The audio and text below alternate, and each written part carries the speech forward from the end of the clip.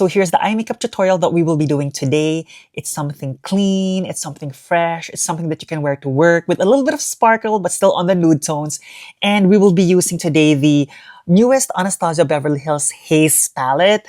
And we're going to make it very easy. We're just going to be using 2 brushes. And at the same time, we already prepped our eye with some concealer and some pressed powder. Because as they say, it's a crime not to prime. So first, what we're going to be doing is we're going to be using this color right over here as our transitional color. This one is the Makeup by Mario EF1L brush.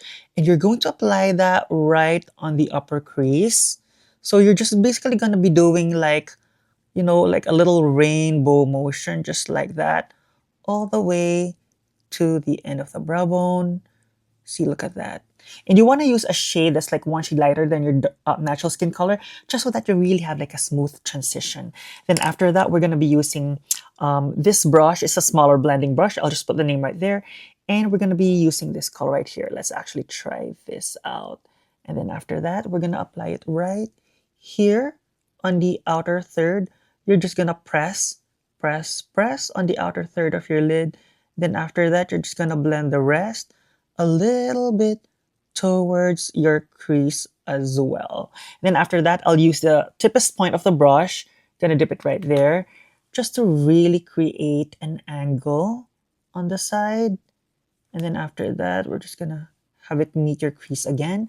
Then after that, we're gonna use this shade again, and then we're gonna apply this right on the inner third of your lid, just like that. Press. Then after that, you're gonna blend the rest towards your crease. And then let's just go back again to this brush with the first color, with the first eyeshadow, just to really marry everything together. And then after that, we're gonna be using your concealer. This is the Maybelline eraser, and we're just gonna be applying this right on the center lid. Then after that, switch to your other finger to clean out the sides.